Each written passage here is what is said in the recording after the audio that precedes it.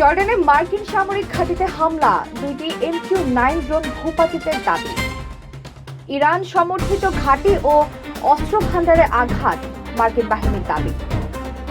বিস্তারিত জানতে চোখ রাখুন শেষ পর্যন্ত। সাথে আছে আমি তামান্না ইসলাম।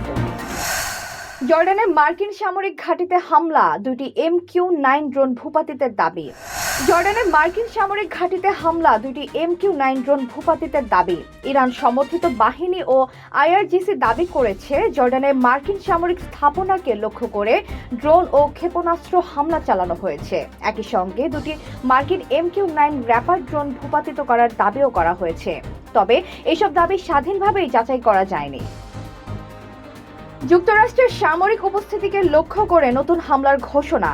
IRGC জানিয়েছে মধ্যপ্রাচ্যে মার্কিন সামরিক উপস্থিতির বিরুদ্ধে তাদের অভিযান অব্যাহত থাকবে। হামলার লক্ষ্য হিসেবে বিভিন্ন মার্কিন ঘাঁটি ও সামরিক অবকাঠামোর কথা উল্লেখ করা হয়েছে। ইরানের সতর্কবার্তা, হামলার জবাব আরও কঠোর হবে। তেহরান বলেছে যুক্তরাষ্ট্র যদি নতুন করে হামলা চালায় তাহলে আরও শক্তিশালী ও ব্যাপক পাল্টা জবাব দেওয়া হবে। এতে মধ্যপ্রাচ্যে নতুন করে উত্তেজনা ছড়িয়ে পড়েছে। অপরদিকে যুক্তরাষ্ট্র ইরানের সামরিক অবকাঠামো লক্ষ্য করে একাধিক বিমান হামলা চালিয়েছে বলে জানিয়েছে। ওয়াশিংটনের দাবি, আঞ্চলিক নিরাপত্তা রক্ষা এবং মার্কিন বাহিনীর উপর হামলার জবাব দিতেই এই অভিযান।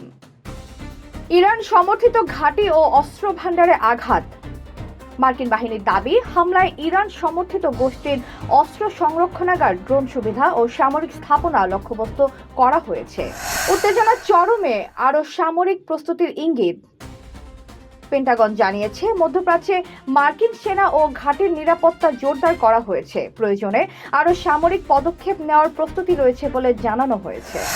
এতক্ষণ আপনাদের সাথে ছিলাম তামান্না ইসলাম তন্নি। প্রতিদিনের নিউজ আপডেট পেতে আমাদের সাথেই থাকুন।